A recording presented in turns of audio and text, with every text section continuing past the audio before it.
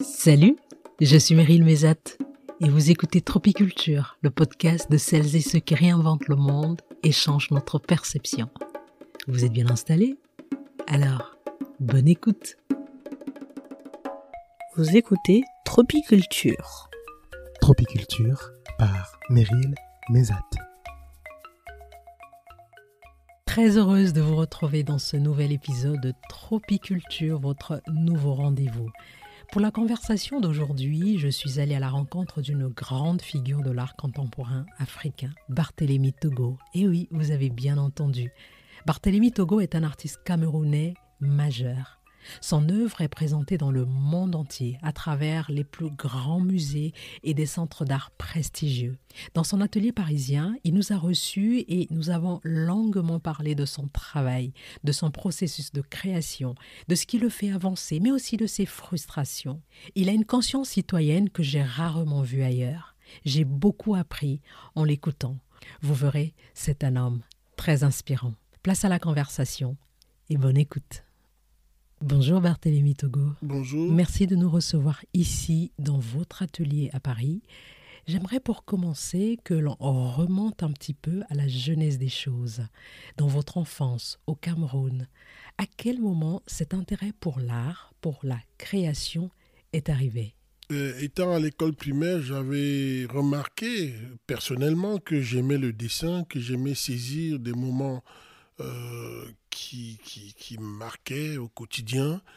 Et donc, je me souviens quand la course cycliste passait dans la ville de Mbalmayo, au sud du Cameroun, en pleine forêt équatoriale, et j'étais fasciné de voir les coureurs assis sur leur vélo, courbés, en train de pédaler, et je restituais cela dans mon cahier de dessin. Et jusqu'au certificat d'études primaires élémentaires, j'avais fait mon cahier de morceaux choisis qui était rempli de coureurs et des portraits d'explorateurs comme Nachtigal, comme Monseigneur Vogt, qui étaient venus au Cameroun. J'avais fait des portraits. Donc, il y a cette passion, cet amour du dessin que je remarque dès ma jeunesse, c'est-à-dire entre 7 et 10 ans. Et lorsque j'entre au collège, je découvre une bibliothèque avec les œuvres de Rembrandt, de Titien, de Goya, qui me fascinent de par le clair-obscur. Et je me dis, j'aimerais un jour réussir à faire ça.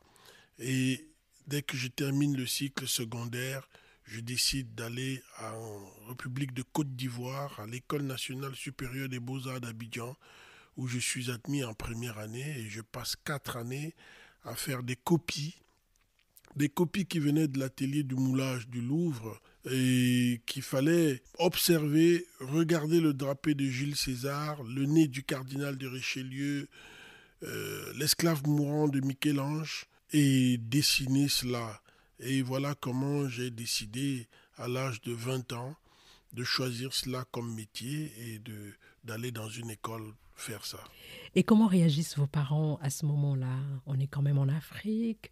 La plupart des parents préfèrent un métier, disons, plus conventionnel pour leur enfant.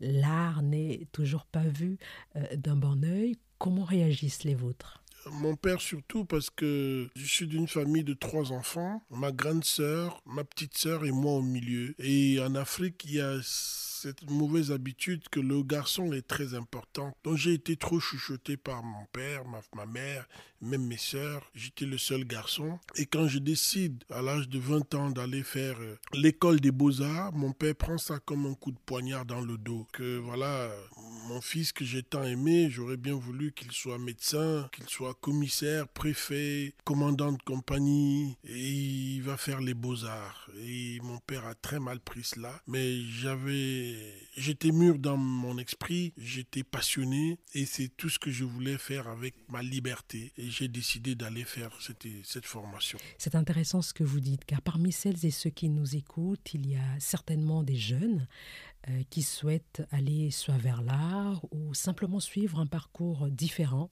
des parcours dits traditionnels. Quel message pouvez-vous leur transmettre ? de leur dire de choisir ce qu'ils ont envie de faire. C'est surtout ça. C'est-à-dire que si quelqu'un a envie de faire du théâtre, si quelqu'un a envie d'être cheminot, par exemple, moi j'étais aussi fasciné par le train. Quand je prenais le train pour Mbalmayo et Déa, j'étais fasciné par les gares et le chemin de fer et les wagons.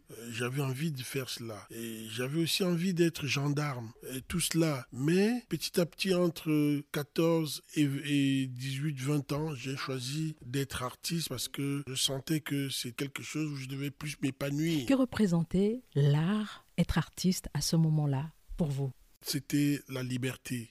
C'était la liberté totale.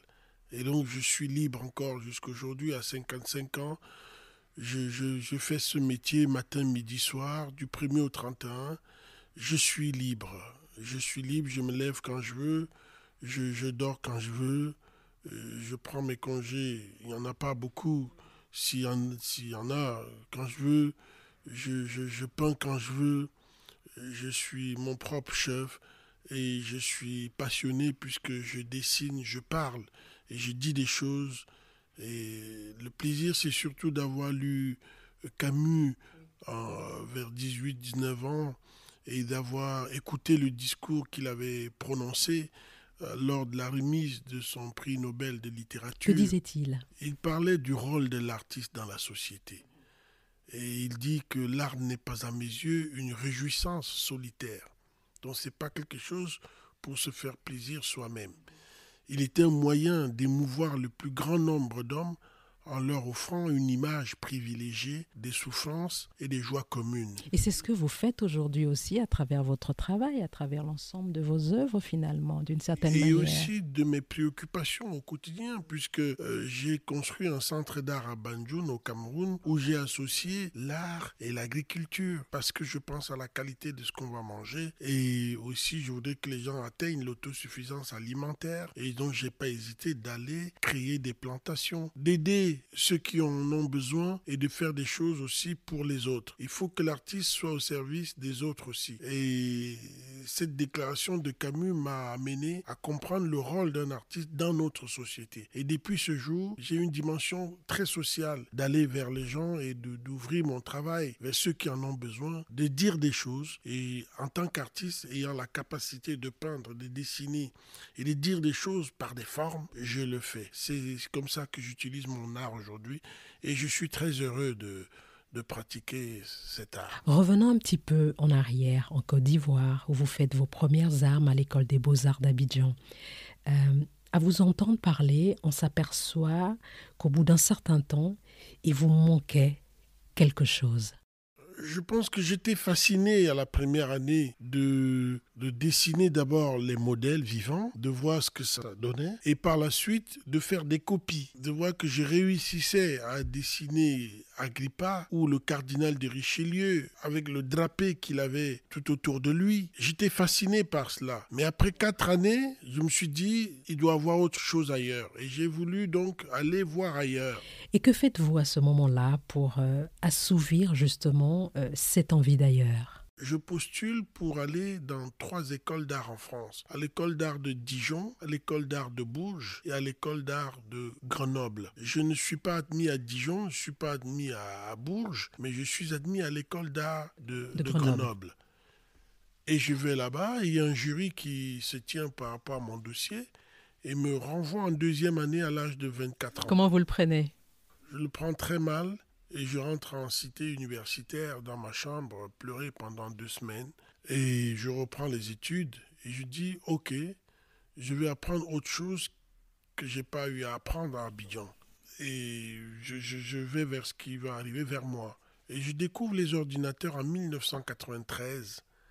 Et le directeur Jean-Pierre Simon équipe l'école avec les premiers Mac colorés à forme d'une pomme. Et tout le monde, tous les étudiants font la ruée sur ces ordinateurs. Et c'est comme ça que je découvre à travailler sur Photoshop, sur d'autres logiciels, et qui m'amènent à manipuler l'image. Et je ne faisais pas ça en Côte d'Ivoire. Donc je prends ça d'une manière positive, que ce que j'ai eu à apprendre en Côte d'Ivoire, qui était très académique, m'a amené à quelque chose. C'est très bien. Et ici maintenant, je suis au CP1, à la CIL, j'apprends autre chose. Et donc je découvre découvre, comme je disais, la photographie, informatique. Ça vous ouvre en tout cas d'autres champs du possible d'une certaine Bien manière. sûr, même la production artistique va vers les performances, la lecture, la bibliothèque très fournie. Je découvre dans ces revues d'art contemporain les travaux d'artistes comme Abramovich, Joseph Koussout, Orozco, tous ces artistes. Et c'était pour moi une école d'entrée dans le milieu de l'art contemporain, sans toutefois copier ce que les artistes du monde faisaient. Là, il n'est plus question de copie, mais d'inspiration en fait. D'inspiration et de voir comment ils élaborent leur processus de travail. Et c'est ça plutôt que j'ai eu à apprendre pour modeler ma propre voix aujourd'hui. Et après 4 années à Grenoble, je me dis, il doit y avoir encore d'autres formes d'enseignement artistique ailleurs. C'est comme ça que je suis admis à la Kunstakademie de Düsseldorf, En Allemagne. où j'entre dans l'atelier du professeur Klaus Rinke. Mais avant, j'étais passé chez le professeur Fritz Schwegler et chez le professeur Tony Krack. Et à Düsseldorf, tout est professionnel. Même l'engouement des étudiants ont envie d'être comme leurs professeurs qui sont des maîtres de l'art contemporain. Tony Krack, Yanis Kounelis, Marina Magdalena Yetelova, Jan Dibet, Immendorf, Lupertz. Et les étudiants ont envie d'être comme eux. Du coup, à leur côté, ils travaillent. À leur côté, qu'est-ce que vous rajoutez sur ce que vous avez déjà comme bagage? Mais ce que je suis un Africain, c'est en moi ma manière de marcher, de parler, de danser, de manger. Et c'est mon africanité que j'ajoute dans mon travail. Je ne peux pas me séparer de ça. C'est-à-dire ma manière de penser, de danser est déjà en moi, que je garde. Je suis né avec.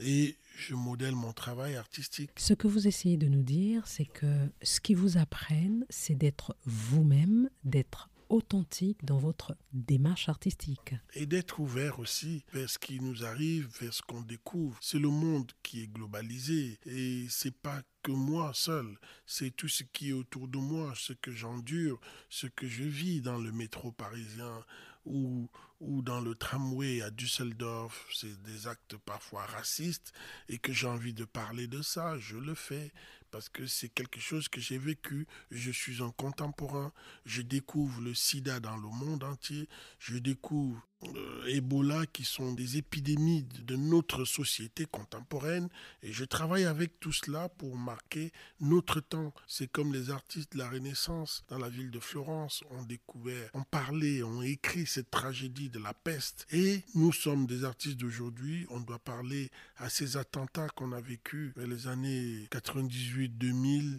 et tout ce chamboulement que le monde entier vit et même ce qui se passe aujourd'hui en Afrique, en Amérique latine, dans les pays de l'Est. Et tout cela sont des sources d'inspiration pour un artiste contemporain. Et il doit travailler avec. En parlant de sources d'inspiration, vous avez évoqué le sida, on a parlé d'Ebola.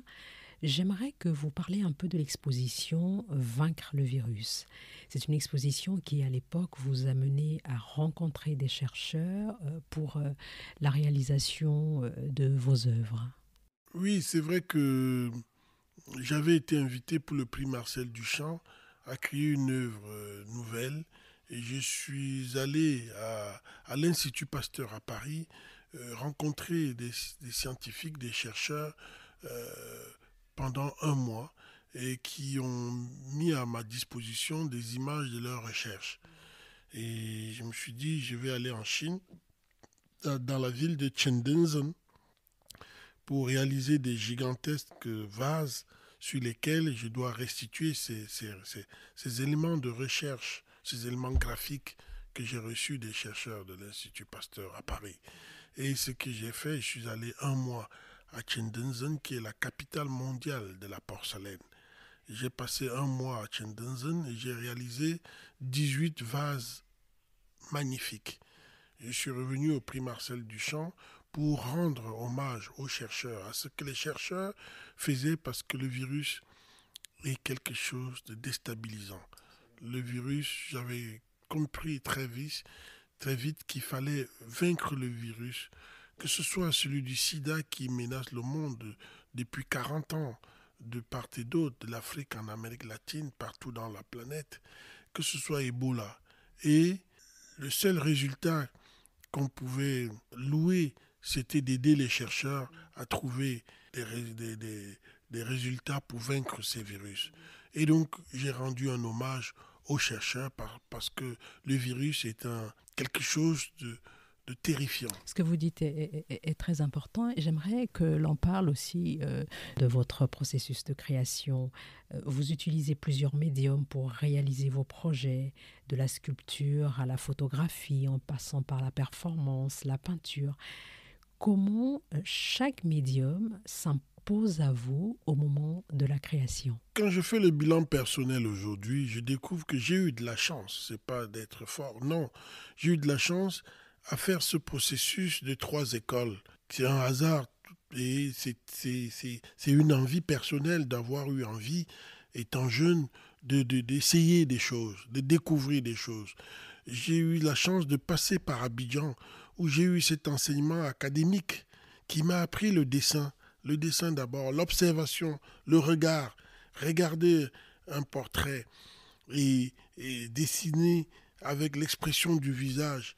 Donc, on a une démarche sur l'étude documentaire très poussée et plus orientée vers l'observation du sujet. Il faut être très attentif. Et j'ai eu la chance de faire ça pendant 4 ans et de maîtriser cette démarche artistique qui va plus vers l'académisme. Mais après, j'ai eu envie d'aller vers d'autres choses. Je suis arrivé à Grenoble où j'ai découvert la vidéo, la performance, et par la suite à Düsseldorf où j'ai mis le côté plus professionnel. Et donc, j'ai oublié de vous dire que mon séjour à Abidjan a été très productif parce que j'ai eu à faire un tronc commun où il fallait passer 3 mois au moins à l'atelier de gravure, à l'atelier de céramique, à l'atelier de sculpture, à l'atelier de peinture. Et tous ces médiums, toutes ces techniques m'ont amené à découvrir ces univers-là. Et aujourd'hui, j'ai fait ces 3 écoles, Abidjan, Grenoble et Düsseldorf, en faisant de la gravure, de la céramique, du dessin, de la sculpture. Je me dis aujourd'hui, si j'ai envie de travailler, si j'ai une idée, je me pose d'abord la première question, en quelle démarche artistique je vais réussir à mieux élucider mon projet. Je choisis ma démarche par le médium qui va mieux m'aider à m'exprimer. C'est comme ça que je travaille. Si je pense que le dessin va m'aider à mieux parler de ce travail sur la purification, je choisis le dessin. Si je pense que la sculpture va m'aider à mieux exprimer l'idée que j'ai par rapport à l'exil, par rapport au voyage, à l'immigration, je choisis peut-être la sculpture parce que ça va me permettre de faire des avions, la barque, les tampons. Et donc, ces sculptures vont naître physiquement avec ces matériaux. Et si je pense que avec la performance Transit, la série Transit, je vais réussir à parler des difficultés que certaines personnes ont dans les aéroports pour passer des frontières. Je fais la performance parce que je m'habille, je me positionne comme étant quelqu'un qui sort de cette région et je veux voir l'attitude de la police des frontières. Donc c'est une performance. Et donc je choisis la performance pour faire la série Transit parce que je me mets en situation. Et je fais la performance parce que je pense que c'est plus la performance qui va m'amener à parler de ces problématiques de passage de frontières. Et si je pense que je vais parler des difficultés que certaines personnes ont pour voyager, pour traverser la Méditerranée et que en sculptant une barque remplie de ballots de tissu sur des bouteilles, je vais parler de ces difficultés et de cette situation dangereuse, délicate de traverser et je vais choisir la sculpture. Donc c'est un peu comme ça que je travaille parce que j'ai eu la chance de passer dans un tronc commun où j'ai appris la lithographie, la gravure, j'en parlais, la sculpture, la céramique à l'atelier du professeur Dadier à Abidjan. Je lui rends hommage parce que c'est lui qui m'a donné les bases même de la céramique. Et j'en fais jusqu'aujourd'hui avec mes séjours à la manufacture de Sèvres à Paris, où je travaille dans un grand atelier où les artistes comme Luce Bourgeois y sont passés. Et c'est parce que j'ai eu un tronc commun assez varié. Et voilà pourquoi mon travail est plus varié et plus divers. Et multidimensionnel d'une certaine manière. Lorsque vous choisissez un médium pour exprimer votre propos, arrive-t-il, par exemple, que vous y renonciez par la suite au profit d'un autre ? Parlez-nous un petit peu de ces possibles va-et-vient qui, je suppose, peuvent avoir lieu dans l'atelier intime de l'artiste. Mais il y a toujours cette confrontation qui existe avec un artiste dans son atelier, mais tout se joue dans la tête aussi. Il y a un travail comme un combat de boxe qui se passe dans la tête de l'artiste quand il dort ou quand il est dans le train ou quand il est dans les aéroports ou dans les salons de transit. Il y a ce travail personnel, de concentration personnelle qui sont des moments de combat de boxe où l'artiste est en confrontation avec lui-même, qui se passe dans sa tête. Et après, il y a le côté visuel qui se passe où il doit modeler les choses, où il doit attaquer, toucher la chose. Et lui-même, il sent que, effectivement, j'avais raison de choisir ce médium parce que je m'y trouve plus à l'aise, ainsi de suite. Donc, il y a une étape invisible qui existe, qui se passe dans la tête et dans les moments de concentration d'un artiste, où il est dans sa recherche personnelle. C'est pour cela, parfois, il a besoin de se retirer, il a besoin des moments de retranchement. Et cette confrontation existe bel et bien. Et c'est l'artiste seul qui prend la décision finale de restituer le résultat de ce combat par des formes visuelles qu'on va découvrir. Il y a un moment, donc, de challenge où il essaye de mesurer des côtés de ce choix par rapport à tel choix qui est très invisible, mais que l'artiste seul le sent, le voit et le vit. Et ces moments de confrontation intérieure peuvent durer combien de temps avant que l'œuvre soit portée au public ? Ça dépend de comment il occupe la surface. S'il pense que cette surface va être occupée juste avec un point et que ce point va tout dire, et il peut être suffisant. Donc en 1 minute, il peut finir la toile. Comme en 3 mois, il peut finir la toile. J'ai une œuvre aujourd'hui qui est au musée Pérez à Miami, qui est une œuvre où je suis passé par Guernica de Picasso. L'inspiration vient d'abord du format et de l'histoire de Guernica. Et j'ai pensé à un moment qu'il fallait créer une œuvre sur les 20 ans d'après le génocide du Rwanda. Et j'ai imaginé la surface de l'œuvre et j'ai eu à apprendre d'abord quelle était la surface de Guernica. Environ 4 mètres par 7 mètres 41 centimètres. Et donc j'ai imaginé dans ma tête une toile de 2 mètres de hauteur par 10 mètres fois 2. Ça fait 4 mètres par 10 mètres.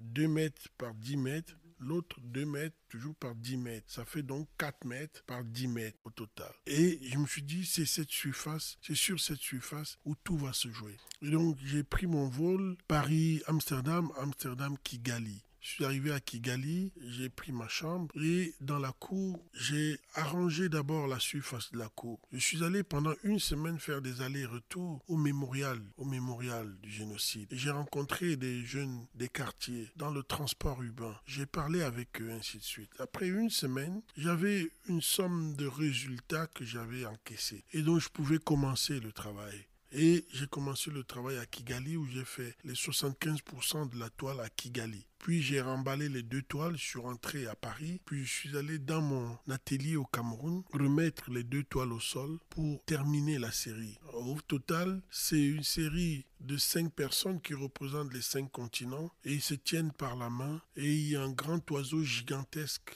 qui apparaît derrière avec des gigantesques ailes qui les recouvrent et les protègent et qui ne veut qu'une seule chose, que le monde entier se retienne et se comprenne et s'entraide et s'aime. Et ces 5 personnages se tiennent par la main et le grand oiseau protecteur est derrière et il y a une barrière qui tombe devant ces personnes et ils sont tenus debout sur des sépultures d'hommes, de crânes, et tout autour d'eux, la végétation jaillit, parle du renouvellement, de la germination et de l'espoir. Et voilà comment j'ai pu réaliser cette toile. Donc, il y a eu un travail personnel de concentration et de recherche.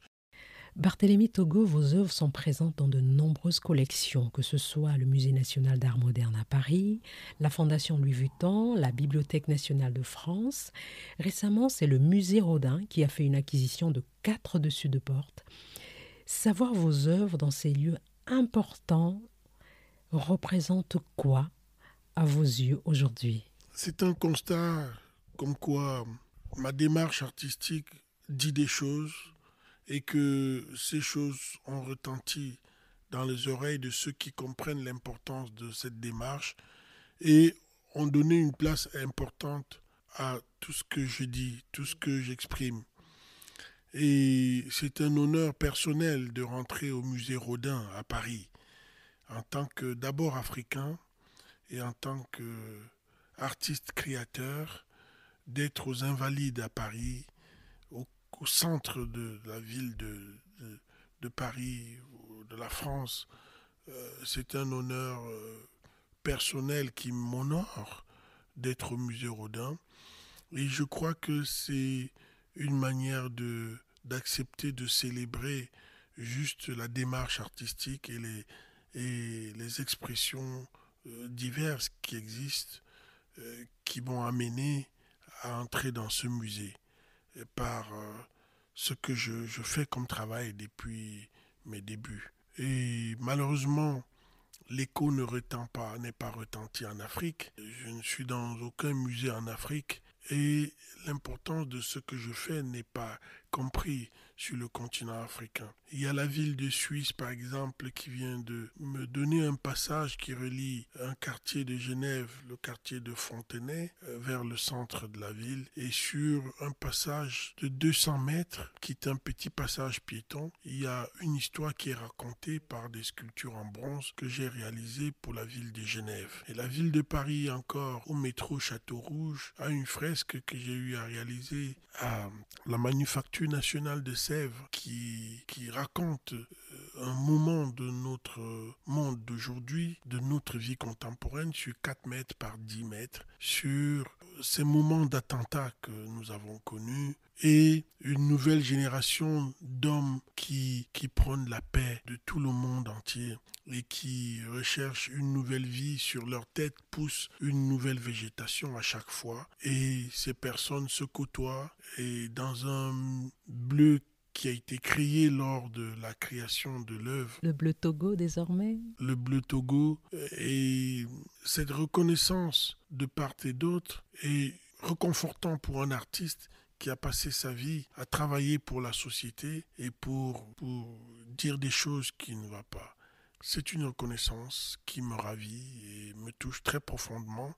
C'est un peu dommage pour le continent africain.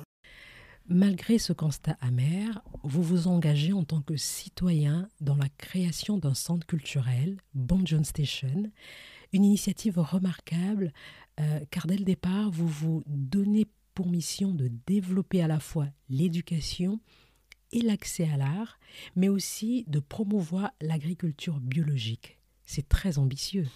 Oui, c'était à un moment où je me suis dit comment je peux redonner quelque chose à l'Afrique. Et je me suis dit, avec tout ce que j'ai eu à accumuler de l'autre côté, il faut que je puisse retourner sur le continent et redonner cela au continent africain. Et c'est ce que Gilbert Angeorge appelle the giving person, savoir donner, la générosité. Et si tous les Africains, dans tous les domaines, pouvaient redonner une partie de leur connaissance à l'Afrique, l'Afrique ne serait pas dans cette situation désastreuse. Et j'ai donc des compétences dans le domaine de l'art et j'ai laissé mon lit à Paris, je suis allé au Cameroun, j'ai occupé un terrain familial où j'étais sûr de ne pas avoir des problèmes puisqu'il y a la sépulture de mon père qui est là. Et je l'ai transformé ce terrain en résidence d'artistes. Et très tôt dans ma jeunesse, j'ai commencé à collectionner des artistes que je rencontrais dans les biennales, dans des expositions internationales et des collectionneurs aussi que je rencontrais. Et pendant 20 ans, 30 ans, j'ai eu une somme de plus de 1500 œuvres à Banjul Station parce qu'on a au rez-de-chaussée une bibliothèque très riche qui vient de la bibliothèque du deuxième musée d'art contemporain de France, le musée d'art contemporain de Saint-Étienne parce que le directeur était un ami à moi. Un sous-sol pour la vidéo à Banjul Station, un premier niveau pour la salle d'exposition temporaire,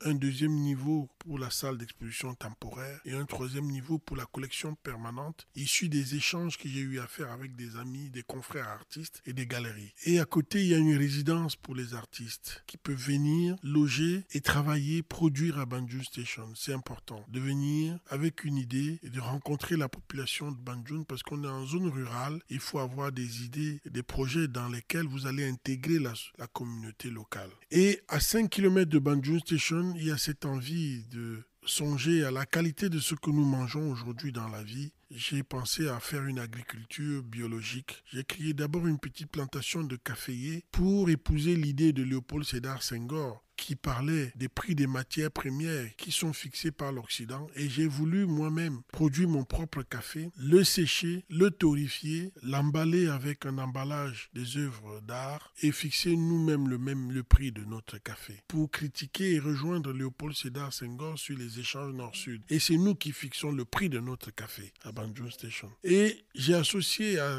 ce projet critique de caféier l'agriculture communautaire où nous plantons beaucoup de bananes, beaucoup de patates, beaucoup de maïs, beaucoup d'arachides pour sauver les graines mères. Ce sont des graines que nos mamans ont utilisées depuis des années, des décennies et que nous récupérons et nous continuons à les utiliser. Parce que sur le continent, on vient déjà distribuer des graines de maïs et des graines d'arachides qui sont des graines modifiées de Monsanto et petit à petit, il y aura un problème de disparition de graines et on sera dépendant, on attendra les graines venues de l'Occident. Et nous, à Banjul Station, on essaye d'imposer et de replanter, de garder une partie des graines à chaque récolte pour l'année prochaine et utiliser les graines et garder Il y a une guerre des graines. C'est un combat, c'est une guerre mondiale en fait. Et nous sommes là-dedans et j'ai décidé de faire cette agriculture pour sauver la graine. Voilà le projet de Banjul. Ce que vous avez développé à Banjul Station gagnerait vraiment à être développé un peu partout au Cameroun, dans la sous-région d'Afrique centrale et ailleurs. Selon vous, qu'est-ce qui freine d'autres à être dans ce pragmatisme qui profite in fine à la communauté? Beaucoup de gens ont des superbes idées, mais il suffit d'avoir un courage personnel, une envie. Il y a des ingénieurs agronomes au Cameroun qui ont étudié au Cameroun, qui ont étudié en Belgique, dans le monde, partout.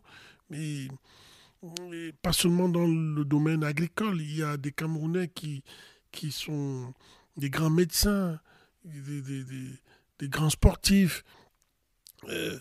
Il faut que toute la jeunesse africaine, toute la connaissance, l'intelligentsia du continent puisse revenir en Afrique et aider leur continent, aider leur population, leur communauté. C'est de ça qu'il s'agit. C'est-à-dire l'envie de donner, de savoir donner. Je vous ai parlé de l'homme généreux, de celui qui sait donner, tendre la main. Et moi, je pouvais rester à Paris et être enseignant dans une école des beaux-arts en France ou en Allemagne. Mais je me suis dit, il faut que je rentre en Afrique et mettre ce que j'ai appris au service de ma communauté. Quand je descends de l'aéroport de Douala, le lendemain, je suis à Banjul, je mets les bottes, je suis dans mes champs pour nettoyer les bananiers, pour repiquer les cannes à sucre, pour semer les arachides ou les bananes plantains, ou repiquer les boutures de manioc et récolter des camions de manioc et redonner cela à la population. Et c'est une nourriture saine et c'est comme ça qu'on peut sauver le monde. Je n'ai pas une utopie dans ma tête, mais c'est un rêve de réalité, de choses vraies et sensibles et honnêtes et justes par rapport à la qualité de ce qu'on mange et non truffer nos terres des produits Roundup qui rentrent dans la nappe phréatique et qui détruisent la santé. Exactement. Qu'est-ce qui vous fait avancer aujourd'hui, Barthélémy Togo, malgré certaines frustrations, malgré certaines réalités? D'être utile, d'être sensible, d'être un artiste qui pose des actes et qui va vers l'amélioration des conditions de vie des êtres humains.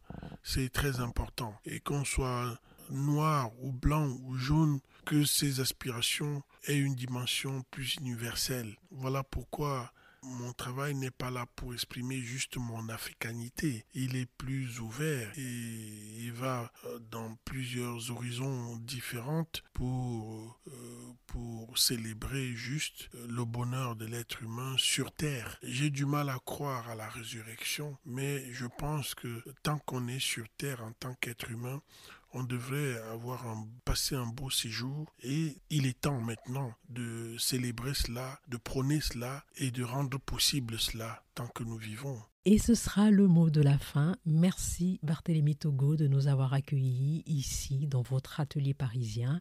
Je rappelle que les œuvres de Barthélémy Togo sont à voir actuellement à la Pyramide du Louvre à Paris et au Musée Picasso de Barcelone.